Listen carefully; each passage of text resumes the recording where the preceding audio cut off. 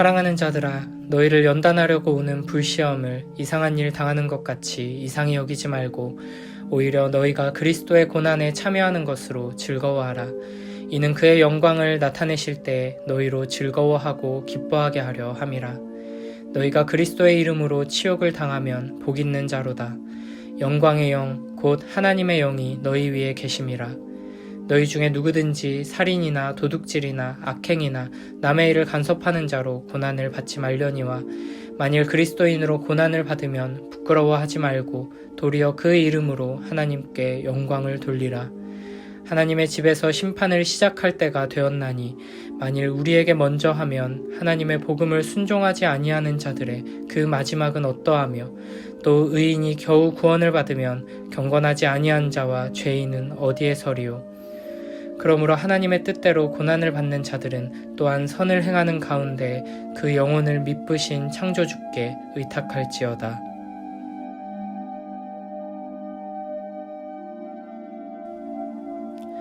앞선 본문에서는 의를 위하여 고난을 받으라, 하나님의 선하심 안에서 행하라, 박해의 때 정신을 차리고 근신하여 기도하며 뜨겁게 서로 사랑하라고 말씀하셨습니다. 그리고 오늘 본문에서는 다시 한번 그리스도인들에게 그리스도를 위해 받는 고난은 예상치 못한 일, 설명할 수 없는 일이 아니라 당연한 일이고 더 나아가 영광스러운 일이기에 기뻐하라고 말합니다. 12절에서 너희를 연단하려고 오는 불시험을 이상한 일 당하는 것 같이 이상히 여기지 말라 말씀하십니다. 그냥 고난, 그냥 시험이 아니라 불시험이라고 합니다. 우리가 이 땅에서 하나님 말씀을 따라 살아간다면 이 세상을 거슬러 가야 하기 때문에 이런 우리의 나그네 길은 결코 쉬운 길일 수 없습니다. 여기서 말하는 불시험은 단순히 어려운 일을 많이 겪을 것이라는 경고 정도가 아닙니다. 이 땅에서 그리스도인의 삶은 그 자체가 고난이고 고통입니다. 예수님의 십자가뿐 아니라 출생과 모든 생애가 낮아지심이었고 고난이었던 것과 마찬가지입니다. 우리가 참으로 하나님을 사랑하고 하나님 나라를 소망하며 살아가는 하나님의 자녀라면 이 죄악으로 가득 찬 세상은 우리의 몸과 마음을 그리고 우리의 영혼을 계속해서 불편하게 하고 아프게 하고 고통스럽게 할 것입니다. 오히려 우리가 이 세상을 살아가는데 아무런 문제가 없고 불편함을 느끼지 못한다면 과연 내가 어디에 속한 자인지를 돌아봐야 할 것입니다. 뿐만 아니라 앞서 4절에서는 너희가 그들과 함께 그런 극한 방탕에 다름질하지 아니하는 것을 그들이 이상히 여겨 비방하나 라고 말했습니다. 세상은 우리가 자기들처럼 돈과 명예를 쫓아 방탕하게 살지 않는 것 때문에 우리를 이상하게 여기며 핍박합니다. 이 세상의 부패와 타락을 보며 그 안에서 살아가는 것만으로도 큰 고통인데 그들과 구별된 삶을 향해 나아가는 우리를 세상은 가만 내버려두지 않고 비방하고 공격하는 것입니다. 요한복음 15장 19절 말씀에 너희가 세상에 속하였으면 세상이 자기의 것을 사랑할 것이나 너희는 세상에 속한 자가 아니요 도리어 내가 너희를 세상에서 택하였기 때문에 세상이 너희를 미워하느니라 라고 말씀하십니다. 하나님 나라를 향해 나그네 길을 걸어가는 하나님의 자녀들이 이 세상을 미워하고 또 이 세상이 우리들을 미워하는 것은 너무나 당연한 일입니다. 이런 모든 일들이 결코 이상한 일이 아님을, 당연한 것임을 우리는 항상 기억해야 합니다. 이 세상을 거슬러 살아가고 비방과 조롱, 핍박과 박해를 받으며 살아가는 것은 너무나 괴롭고 힘든 일입니다. 그러나 주님께서는 즐거워하라고 말씀하십니다. 이 고난을 통해 하나님께서 우리를 연단하시기 때문입니다.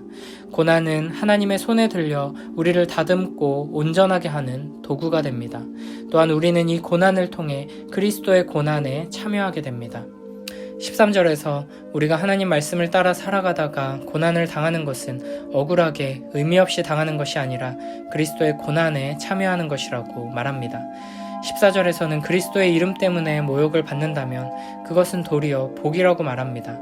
우리는 이 땅에서 그리스도의 고난에 참여하면서 내가 그리스도와 연합한 자임을 확신하고 그리스도께서 영광 중에 다시 오실 때 그 영광을 함께 누리게 될 것임을 확신하게 되는 것입니다.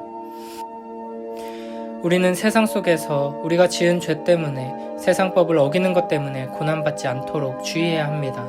하나님의 백성들은 세상 권세에 순종하며 세상 법을 더 잘 따라야 합니다. 어떤 이들은 자기가 악을 행해서 고난을 받으면서 복음을 위해 고난을 받는 것으로 포장하는 악한 사람들이 있습니다. 자기가 잘못해서 고난을 받을 때에는 잘못을 뉘우치며 회개하고 돌이켜야 합니다. 그러나 우리가 죄를 지은 것이 없음에도 불구하고 그리스도인이라는 이유로 고난을 받는다면 부끄러워할 필요가 없습니다. 오히려 내가 하나님에게뿐 아니라 이 세상에게도 그리스도인이라 인정받게 되었다는 뜻이니 기뻐하며 하나님께 감사와 찬양을 올려드릴 일입니다. 우리의 매일매일의 삶 속에서 그리스도인다운 삶을 살아가며 세상을 거슬러 나가는 우리 모두가 되길 바랍니다. 혹 그리스도인이라는 이유로 고난을 받게 된다면 하나님께 영광을 돌릴 기회임을 기억하며 감사하고 찬양하는 우리 모두가 되길 바랍니다.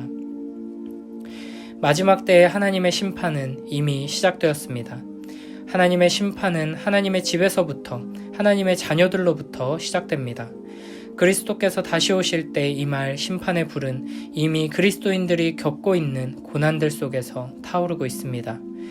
우리는 하나님께 버림받아 불시험을 당하는 것이 아니라 오히려 하나님의 손길 안에서 하나님의 심판의 불을 통해 더욱 단단하고 아름답게 연단되고 있는 것입니다. 하나님의 자녀들이 이렇게 심판의 불로 연단된다면 믿지 않는 자들은 어떻게 될까요? 마지막 때의 이 고난이 믿지 않는 자들에 대한 심판의 증거가 됩니다. 악한 사람들과 죄인들은 이 심판의 불을 결코 피하지 못할 것입니다. 주님께서는 마지막 때에 온 세상을 공의로 심판하시고 악한 자들을 멸하실 것입니다. 그러므로 하나님의 뜻에 따라 고난받는 우리들은 하나님께 우리 영혼을 맡겨드려야 합니다. 우리를 지으신 하나님께서 우리를 끝까지 지켜주실 것입니다. 이 믿음 위에 굳게 서서 흔들리지 말고 선을 행하며 사랑하는 복된 삶을 살아가는 우리 모두가 되길 바랍니다.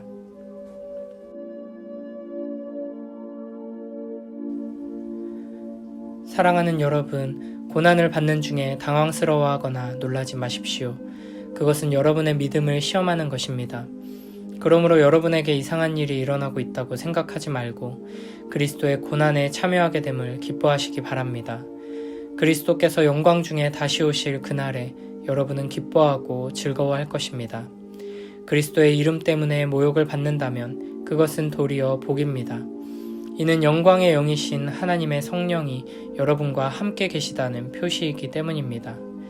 누구든지 사람을 죽이거나 도적질하거나 다른 사람을 괴롭힌 죄로 고난받지 않도록 하십시오. 그러나 그리스도인이라는 이유로 고난을 받았다면 부끄러워할 필요가 없습니다. 오히려 그리스도인이라는 이름을 얻게 된 것에 대해 하나님께 찬양을 올려드리십시오. 심판의 때가 이제 시작되었습니다. 그 심판은 먼저 하나님의 자녀들로부터 시작합니다. 믿는 우리들에게도 심판이 있다면 하나님의 복음에 순종하지 않는 사람들은 어떻게 되겠습니까? 선한 사람들도 구원받기 힘든데 악한 사람들과 죄인들이 어떻게 구원받겠습니까? 그러므로 하나님의 뜻에 따라 고난받는 사람들은 하나님께 자기 영혼을 맡겨두십시오. 하나님은 우리를 지은 분이시니 우리 영혼을 지켜주실 것입니다. 흔들리지 말고 옳은 일에 계속 힘쓰시기 바랍니다.